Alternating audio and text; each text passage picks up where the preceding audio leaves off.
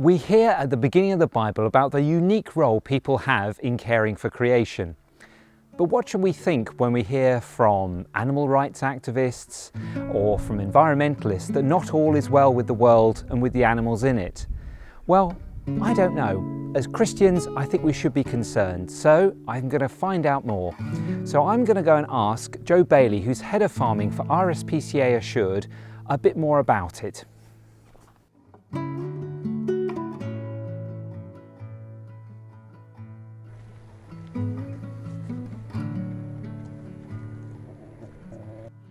Hi Joe. Hi Mark, how are you? Fine, thank you. Pleased to see you. Take a seat. Thank you. Thanks for being here, Joe. Why should we care about farmed animal welfare and where our food comes from?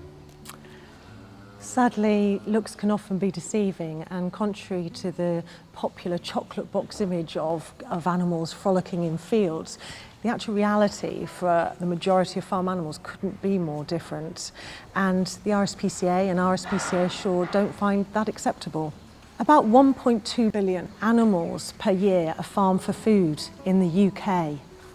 That's 50 times the amount of pet cats and dogs, for example. Hens are kept in cages still. Pigs, sows are kept in farrowing crates. And chickens, meat chickens, have heart problems and leg problems and suffer for their short lives. So that is why, about 21 years ago, the RSPCA set up Freedom Food, which a few years ago we changed the name to RSPCA Assured, so that we could really help these farm animals have a better life. And so, Joe, what is RSPCA Assured? RSPCA Assured is the RSPCA's Farm Animal Welfare and Food Labelling Scheme. If our farmers meet every one of the RSPCA standards, then our logo, our label, can go onto the product, which reassures people when they go in and buy that product that it's RSPCA Assured and all of our standards have been met right from birth through to slaughter. We assess farms, hauliers and abattoirs. And onto our scheme we allow free range, cage-free indoor and organic as long as all of our standards are met. How many RSPCA Assured farms are in Sussex? We have 24 farms in Sussex, including this farm that we're on today. But for such an agriculturally rich county, we would really love to have more members. So what would you actually like to see church communities doing to improve farmed animal welfare? We're encouraging people to eat less and eat better, which I know, Mark, is a message that you support also. When you're going into a supermarket and you're buying your meat products and your dairy and your eggs, by choosing a higher welfare option like RSPCA Assured or organic or free range, you are choosing better. You are really helping improve farm animal welfare. And it's not just in supermarkets that we need to be conscious of what we're buying and looking for the higher welfare option, but it's also when we're eating out that we can do again now in pubs and restaurants and cafes. We need to be asking the question about where their products are coming from. When we phone up and book a reservation, let's ask where they're sourcing their products from and if they are higher welfare, because by doing that we're really encouraging them to think about the food they're buying in. Sussex has some great cafes and restaurants and pubs, and I know they really extol the benefits of buying ethically and locally, and I think we need to really encourage that going forward. The more we demand higher welfare food, then more supermarkets, pubs and restaurants will offer it, and then more farmers will rear their animals to higher welfare standards.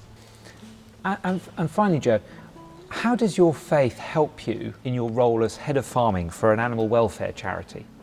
I believe wholeheartedly that we are here for a purpose, and my reason for being here is to protect animals, to prevent unnecessary suffering, fear and abuse, and to raise welfare standards for farm animals in particular.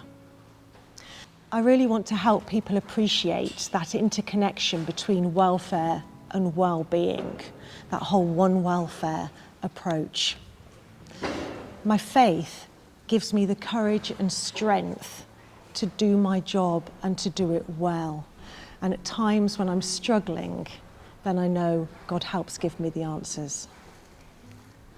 Mark, can I ask you, what does the Bible say about animal welfare and how we should treat animals? Well, at the beginning of the Bible, in the book of Genesis, we get the initial charge of God for people to care for creation. So we get initial charge there about what we should be looking after animals. But we hear throughout the Old Testament of the Bible about the responsibility that owners have for their livestock and how they should be treated. In fact, in the Ten Commandments, it talks about how the Sabbath day is not just for family and friends, it's for your livestock and your animals as well. But I think the most powerful message for me is the message we get in the New Testament, particularly in the image we get of Jesus as the Good Shepherd. Now, a lot of people just focus on the role this has in church communities in terms of them being the gathered flock of disciples. But for me, that image of Jesus the Good Shepherd only holds its power in Jesus being the good carer of livestock.